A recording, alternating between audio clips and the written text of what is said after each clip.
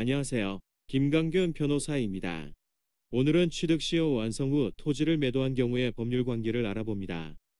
민법 제245조 1이 10년간 소유의 의사로 평온, 공연하게 부동산을 점유하는 자는 등기함으로써 그 소유권을 취득한다. 이 부동산의 소유자로 등기한 자가 10년간 소유의 의사로 평온, 공연하게 선의이며 과실 없이 그 부동산을 점유한 때에는 소유권을 취득한다. 제247조 1전 2조의 규정에 의한 소유권 취득의 효력은 점유를 개시한 때에 소급한다. 이 소멸 시효의 중단에 관한 규정은 전 2조의 소유권 취득 기간에 준용한다. 민법 제245조에서 보는 바와 같이 남의 토지를 20년간 소유의 의사로 평온, 공연하게 부동산을 점유하게 되면 등기함으로써 소유권을 취득하게 됩니다. 이때 등기 시에 소유권을 취득하는 것으로 보는 게 아니라 점유를 개시한 때에 소급하여 소유권을 취득한 것으로 보게 됩니다. 즉 2000년부터 점유를 시작하여 2020년에 취득 시효를 원인으로 등기를 격려하였다면 점유자의 소유권 취득 시점은 2020년이 아니라 2000년이 됩니다. 소유권 취득 시점이 점유 개시한 때로 소급하게 되면 중간에 있었던 소유자의 행위는 어떻게 될까요? 예를 들면 토지 소유자가 2010년에 토지를 담보로 대출을 받으면서 근저당권을 설정한 경우에 근저당권은 유효하게 존속하게 될까요?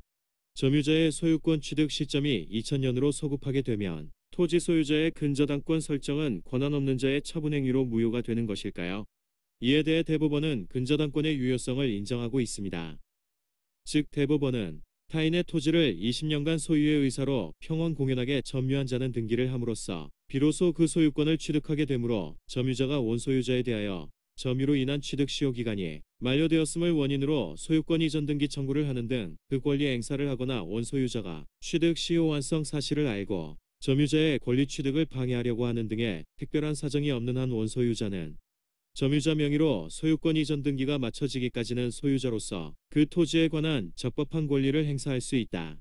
원소유자가 취득 시효의 완성 이후 그 등기가 있기 전에 그 토지를 제3자에게 처분하거나 제한물권의 설정, 토지의 현상 변경 등 소유자로서의 권리를 행사하였다 하여 시효 취득자에 대한 관계에서 불법 행위가 성립하는 것이 아님은 물론 위 처분 행위를 통하여 그 토지의 소유권이나 제한물권 등을 취득한 제3자에 대하여 취득 시효의 완성 및 그 권리 취득의 소급표를 들어 대항할 수도 없다 할 것이니 이 경우 시효 취득자로서는 원소유자의 적법한 권리 행사로 인한 현상의 변경이나 제한물권의 설정 등이 이루어진 그 토지의 사실상 혹은 법률상 현상 그대로의 상태에서 등기에 의하여 그 소유권을 취득하게 된다.